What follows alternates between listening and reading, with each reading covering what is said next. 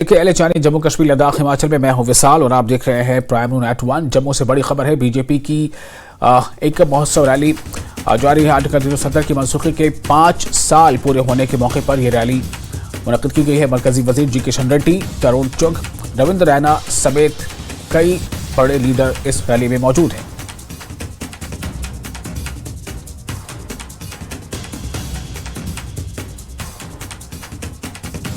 तो बीजेपी आज 5 अगस्त 2019 की याद में जो 5 साल पूरे हुए हैं जम्मू कश्मीर यूटी के, उसके तहत आज एक रैली मुनक्किद कर रही है। आर्टिकल 270 की मनसूखी के 5 साल पूरे होने के मौके पर रैली मुनक्किद की जा रही है। मरकजी वजीर जी किशन रेड्डी, तरुण चुग और जम्मू कश्मीर बीजेपी के अध्यक्ष रविंद्र रैना समेत कई दीगर लीडर इस रैली में मौजूद हैं।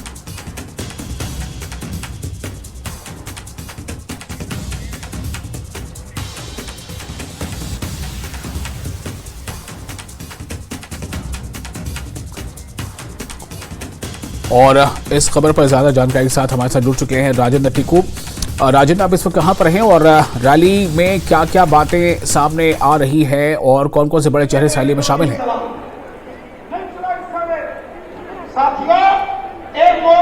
जी विशाल, अभी हम आरएसपुरा इलाके में हैं, जहां पर भारतीय जनता पार्टी की तरफ से एक महा रैली का आयोजन किया गया है। उस रैली में सबसे ज्यादा तादाद में जो बीजेपी के कारकुनान हैं वो शमूलियत कर रहे हैं। यहाँ पे आप देख सकते हैं कि हमारे पीछे बिल्कुल जो स्टेज है वहां पर तमाम जो जितने भी लीडर हैं सीनियर यहाँ बीजेपी के, और खासकर जो केंद्रीय मंत्री है जी किशन रेड्डी और साथ में तरुण चुग जो प्रभारी हैं यहाँ जम्मू कश्मीर के, और साथ में कई ऐसे लीडरान हैं स्टेज पे जो बिल्कुल यहाँ पे संबोधन कर रहे हैं। जहाँ जो जितने भी लोग हैं या वर्कर्स हैं यहाँ पे इस सम्मेलन में, उसी सिलसिले में यहाँ जब से आप देख रहे हैं कि कितनी तादाद में लोग यहाँ पे आए हैं ये सब अटेंड करने के लिए। और ये कहना है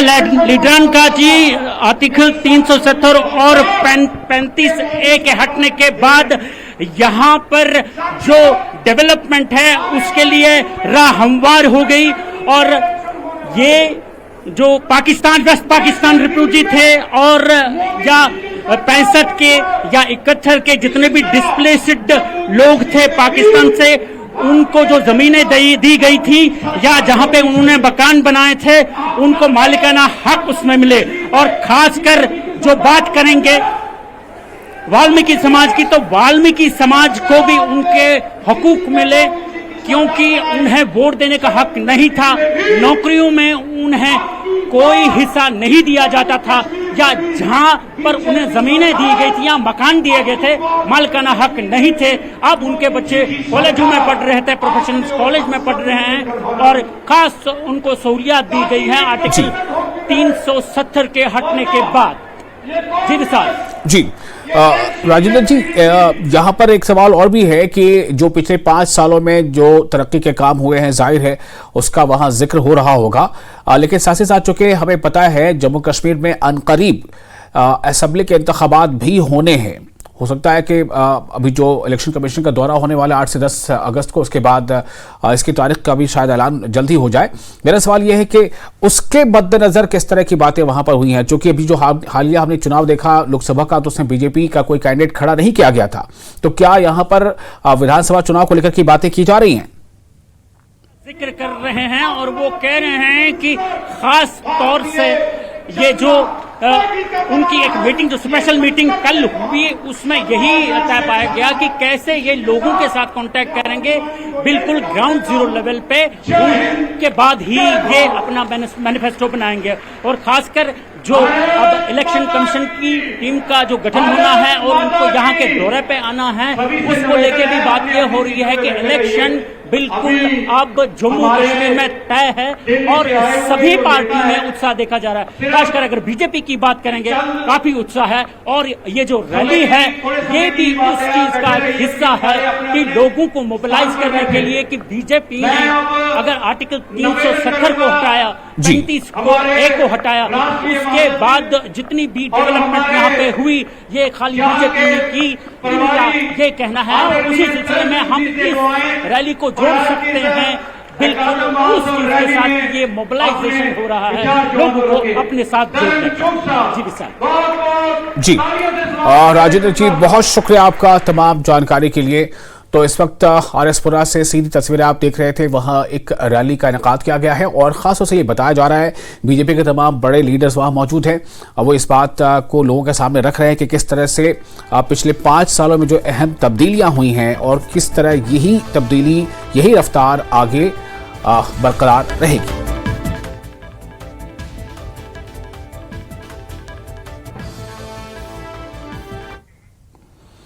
और इस वक्त अखनूर से भी एक अहम खबर है। खबर यह है कि लाइन ऑफ कंट्रोल पर मुश्तबा नक्ल हरकत फौज ने फायरिंग की। बटल सेक्टर में लाइन ऑफ कंट्रोल पर फायरिंग, बीती रात हुई फायरिंग, इलाके में सिक्योरिटी एहलकारों का सर्च ऑपरेशन। इस वक्त अहम खबर अखनूर से बड़ी खबर है। लाइन ऑफ कंट्रोल पर मुश्तबा नक्ल हरकत देखे जाने के बाद फौज ने फायरिंग की। बटल सेक्टर में लाइन ऑफ कंट्रोल पर फायरिंग की गई, बीती रात हुई फायरिंग, इलाके में सिक्योरिटी एहलकारों का सर्च ऑपरेशन जारी।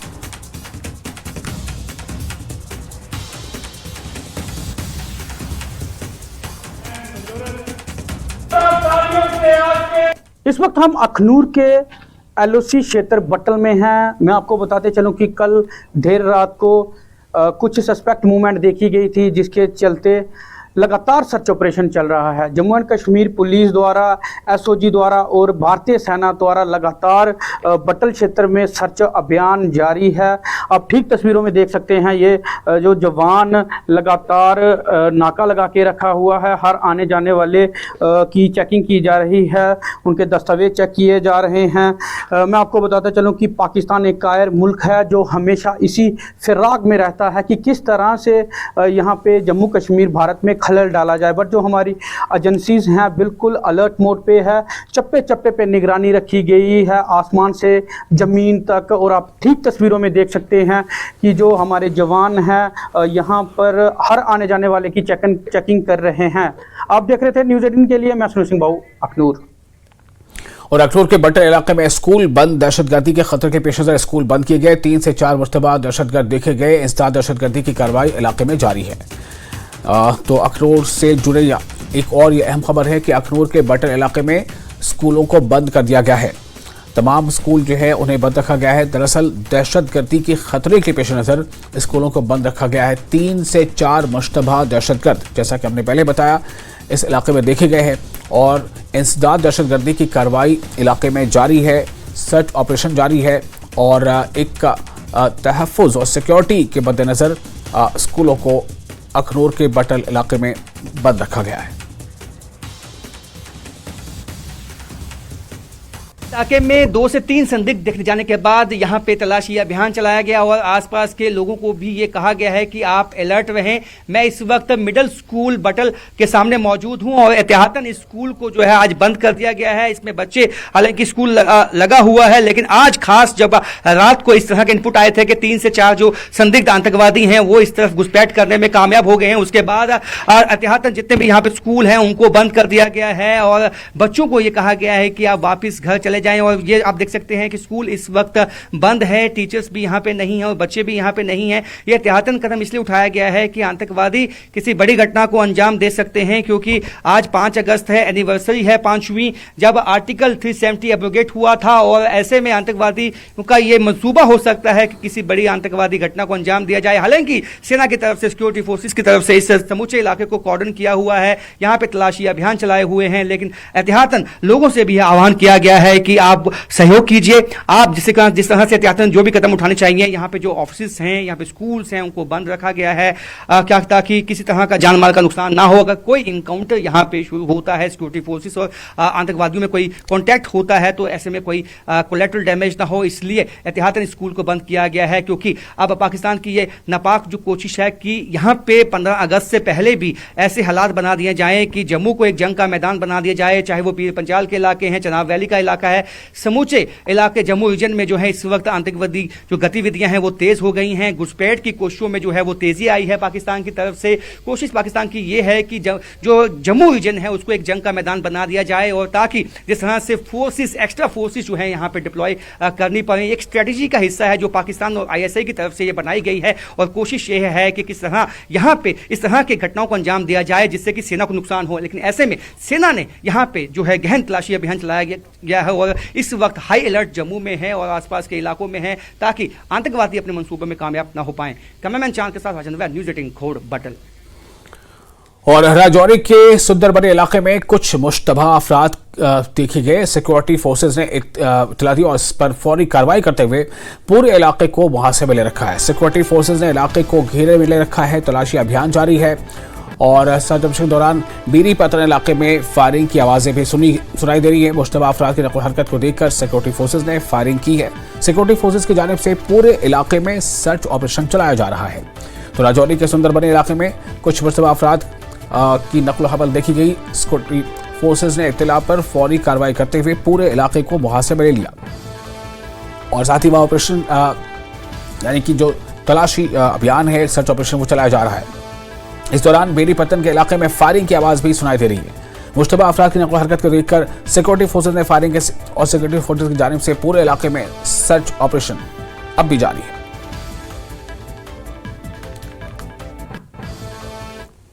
राजौरी जिला के सुंदरबनी सेक्टर के अंतर्गत आने वाले बैरीपतन इलाका में सिक्योरिटी फोर्सेज ने आतंकियों की नकलो हरकत को देखा और उसके बाद सिक्योरिटी फोर्सेज की तरफ से फायर किया गया।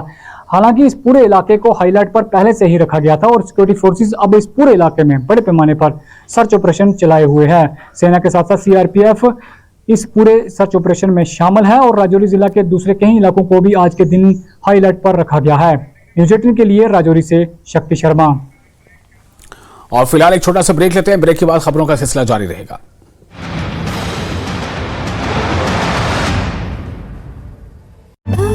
की 5वीं वर्षगांठ को लेकर आतंकियों की नापाक हरकत को रोकने के लिए आधुनिक हथियारों से लैस जवानों की गई तैनाती।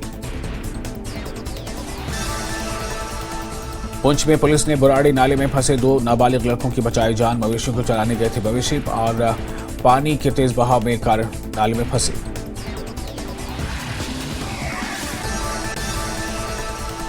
सूचना मिलने पर सावजा पुलिस मौके पर पहुंची और रस्सी की मदद से उन्हें सुरक्षित बाहर निकाला।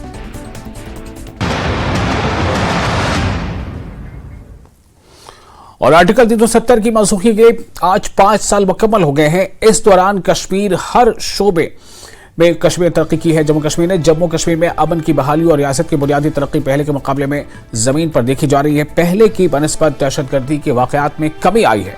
जम्मू कश्मीर में अलहदगी पसंद कुव्वतें कमजोर हुई हैं। वहीं जम्मू कश्मीर में पथराव और कर्फ्यू अब पुरानी बातें हो गई हैं। वहीं मनसूखी के बाद गुज्जर बकरवाल को रिजर्वेशन मिला है।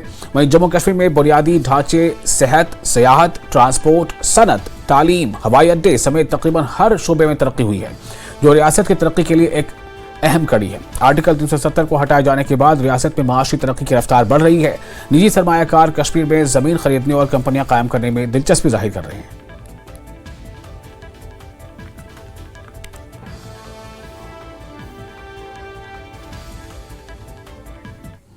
और जम्मू कश्मीर बीजेपी सदर रविंद्र रैना ने आर्टिकल 370 के हवाले से कहा है कि दफा 370 ने जम्मू कश्मीर के लोगों के साथ 70 साल तक नाइंसाफी की।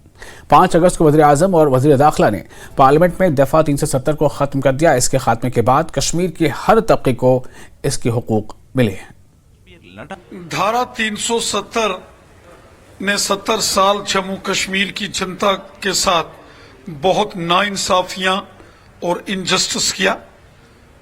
5 अगस्त 2019 को आज ही के दिन माननीय प्रधानमंत्री मोदी जी की सरकार ने माननीय गृह मंत्री अमित शाह साहब ने देश के संसद में धारा 370 को समाप्त कर दिया था। धारा 370 के समापन के बाद जम्मू कश्मीर के हर व्यक्ति को, हर वर्ग को, हर क्षेत्र को उसका हक मिला है। जम्मू कश्मीर एक भारत श्रेष्ठ भारत के उस संकल्प को परिपूर्ण करता है। जम्मू कश्मीर की जनता के साथ जो धोखा कांग्रेस, नेशनल कॉन्फ्रेंस और पीडीपी ने किया था और अलग से जम्मू कश्मीर में धारा 370 को जोड़कर अलग व्यवस्थाएं जम्मू कश्मीर में खड़ी की थी, जिन व्यवस्थाओं से जम्मू कश्मीर में अलगाववाद और आतंकवाद को जन्म दिया गया, इस धारा को समाप्त करके केंद्र की नरेंद्र मोदी साहब की सरकार ने, माननीय गृह मंत्री अमित शाह साहब ने राष्ट्र हित में बहुत बड़ा निर्णय लिया था और एक भारत श्रेष्ठ भारत के संकल्प को पूर्ण किया। डॉक्टर श्यामा प्रसाद मुखर्जी साहब के संकल्प को पूरा किया और देश के अंदर एक निशान, एक प्रधान और एक विधान को मोदी सरकार ने स्थापित किया। ये बहुत बड़ा निर्णय केंद्र की नरेंद्र मोदी साहब की सरकार का राष्ट्र हित में लिया गया ये निर्णय था, जिसके बाद जम्मू कश्मीर के सभी वर्गों को देश के संविधान द्वारा दिए गए लाभ यहां प्राप्त हो रहे हैं। और पीडीपी लीडर इल्तिजा मुफ्ती ने दावा किया है कि उन्हें घर पर नजरबंद कर दिया गया है। इल्तिजा मुफ्ती का कहना है कि उन्हें हर साल गैर कानूनी तौर से नजरबंद कर दिया जाता है। इल्तिजा मुफ्ती का कहना है कि अगर कश्मीर उतना ही नॉर्मल है तो फिर ऐसा क्यों किया जा रहा है। वहीं नेशनल कॉन्फ्रेंस के यूथ सदर सलमान सादिक ने भी अपने ट्वीट हैंडल से यानी एक्स हैंडल से तस्वीरें पोस्ट की है।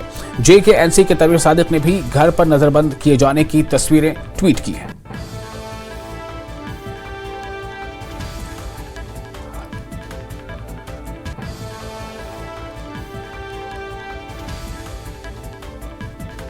तो ये तस्वीर आप देख रहे हैं, दो अलग अलग तस्वीरें हैं। पीडीपी लीडर इल्तिजा मुफ्ती ने दावा किया है कि उन्हें घर पर नजरबंद कर दिया गया है। इल्तिजा मुफ्ती का कहना है कि उन्हें हर साल गैर कानूनी तौर से नजरबंद कर दिया जाता है। इल्तिजा मुफ्ती का कहना है कि अगर कश्मीर उतना ही नॉर्मल है तो फिर ऐसा क्यों किया जा रहा है।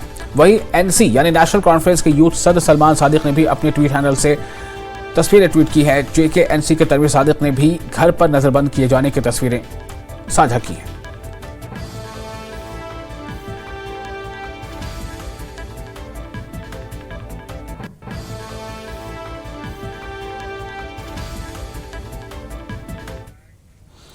पांच सालों में जम्मू कश्मीर की तस्वीर बदल गई है। गुज़िश्ता बरसों के 5 साल कैसे रहे, इससे मुताल्लिक़ हमारे नुमाइंदे खुर्रम शहजाद ने राज्यसभा मेंबर गुलाम अली खटाना से बातचीत की। से 5 अगस्त 2019 को धारा 370 को एब्रोगेट किया गया था और उसके बाद कितना बदलाव हुआ, कैसा रहा, ये 5 साल कैसे रहे। ज्यादा बातचीत के लिए मेरे साथ हैं राज्यसभा सांसद गुलाम अली खटाना जी। भारतीय जनता पार्टी ने आपको राज्यसभा में जिम्मेदारी दी है, लेकिन बड़ा सवाल यही है कि 5 साल हो गए, ये 5 साल आप कैसे देखते हैं, कैसे रहे? देखिए, ऐसा है कि जम्मू कश्मीर में 370 एब्रोगेशन के बाद एक दो लोगों में जो उनकी जहनियत है, अब उसमें उनको कोई शक नहीं है कि भारत हमारा देश नहीं है। ये कश्मीर की लीडरशिप, कांग्रेस हो, नेशनल कॉन्फ्रेंस हो, पीडीपी हो, या और कोई हो, ये लोग जम्मू कश्मीर के लोगों के जहन में शक डालना, हुकूमत करना, और ये दिल्ली में कुछ बोलते थे, जम्मू में कुछ बोलते थे, कश्मीर में कुछ बोलते थे। इसके जो ये इंफॉर्मेशन का ब्लास्ट है, जब से सोशल मीडिया का जमाना आ गया, अब इनका झूठ चलता नहीं है। आज गरीब का बच्चा, ये कल उसको पत्थर मारने के लिए इस्तेमाल करते थे। आज गरीब का बच्चा स्कूल में जाता है, खेलकूद के लिए जाता है, कंपटीशन में जा रहा है, कहीं नीट में क्वालिफाई कर रहा है, कहीं किसी कॉम्पिटिटिव एग्जाम के लिए। आज छोटा किसान, बड़ा किसान अपने खेत में काम कर रहा है, बागात में काम कर रहा है। कल तक इन्होंने जम्मू और कश्मीर में दूरी डाल के हुकूमत करी, फिर रीजन को सब रीजन में, राजौरी पुंछ में, एर्स्टवाइल डोडा में, ये कपौड़ा बारामूला में पिछले दिनों गुरेज गया, वहां टूरिस्ट बहुत थे, लेकिन कोई इंफ्रास्ट्रक्चर नहीं है टूरिज्म। इन्होंने फॉरेस्ट के रिसोर्सेज को लूटा। आज फॉरेस्ट राइट्स एक्ट के तहत आज लोग वहां अपना, उनको हक है। लेकिन दूसरी तरफ कांग्रेस पार्टी की तरफ से ये कहा जा रहा है कि ब्लैक डे है, जम्मू कश्मीर का जो स्टेट का दर्जा था वो खत्म कर दिया गया। देखिए, जम्मू कश्मीर स्टेट लोगों का हक है, राइट है, और पार्लियामेंट के फ्लोर पे भी हमारी जो भारतीय जनता पार्टी की लीडरशिप है, देश के वजीर आजम, देश के वजीर दाखिला ने कहा है स्टेट लोगों को मिलेगी, लेकिन उसके लिए एक अमन जरूरी है। अमन एक ऐसी चीज है जो सभी एक्टिविटीज का एक सेंटर होता है। तो मेरा ये कहना है कि ये आप टूरिज्म पॉइंट ऑफ व्यू से देखिए, भारतीय जनता पार्टी जम्मू और कश्मीर को एक यूनिट समझती है। जम्मू कश्मीर हमारे लिए बराबर है। बात करने के लिए खुर्रम शहजाद, न्यूज़ 18 दिल्ली। और उधर अनंतनाग में बीजेपी की जानिब से तिरंगा अमन रैली का इनेकाद किया गया, जिसमें मोहम्मद रफीक वानी, सूफी यूसुफ समेत दीगर लीडरों ने शिरकत की। रैली में शरीक अफराद को वजीर आजम नरेंद्र मोदी हुकूमत की हुसूलियाबियों के बारे में जानकारी दी गई। पार्टी वर्करों को हर घर तक नया कश्मीर के एजेंडे को पहुंचाने के लिए फाल रहने को कहा गया।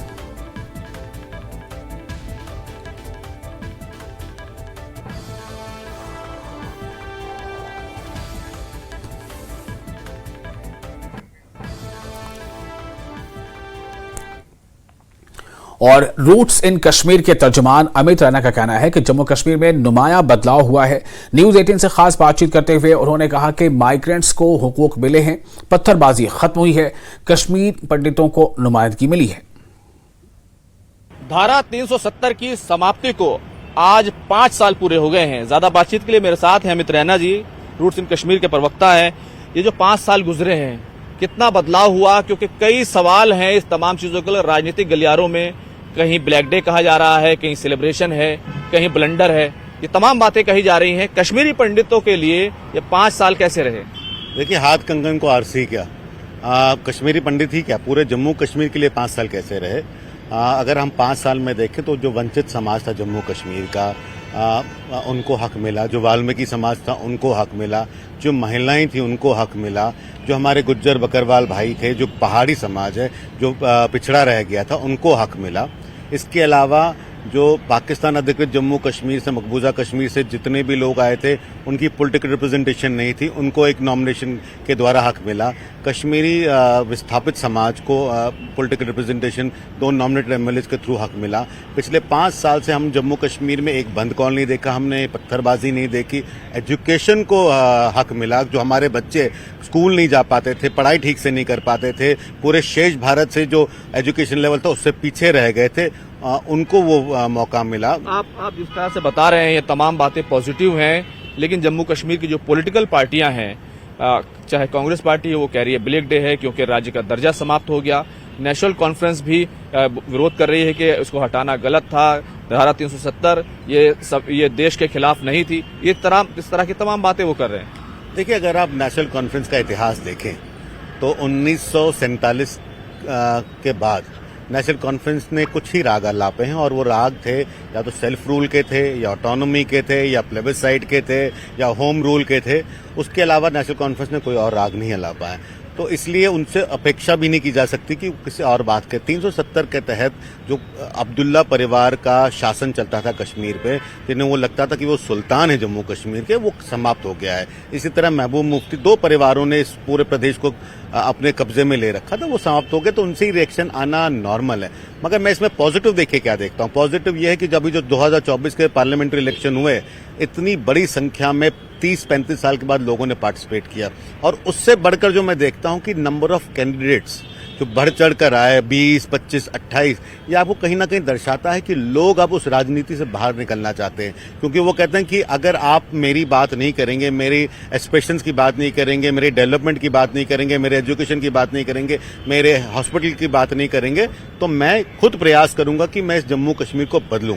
हो सकता है मैं आज ना जीतूं, मगर मैं ये प्रयास करूंगा, और ये नंबर ऑफ कैंडिडेट जो इस बार आए वो दर्शाता है, तो ये पॉजिटिव बदलाव है। आपके जो कश्मीरी पंडित हैं, जो विस्थापित हैं, उनको पॉलिटिकल रिप्रेजेंटेशन की बात की गई थी, लेकिन जब तक विधानसभा चुनाव नहीं होते, और ये बड़ा सवाल उठा रही है वहां की पॉलिटिकल पार्टियां कि विधानसभा चुनाव लंबे समय से नहीं हुए हैं, हो सकता है कुछ दिनों में हो जाए, लेकिन फिलहाल नहीं हुए हैं, तो ऐसे पॉलिटिकल रिप्रेजेंटेशन कहाँ है?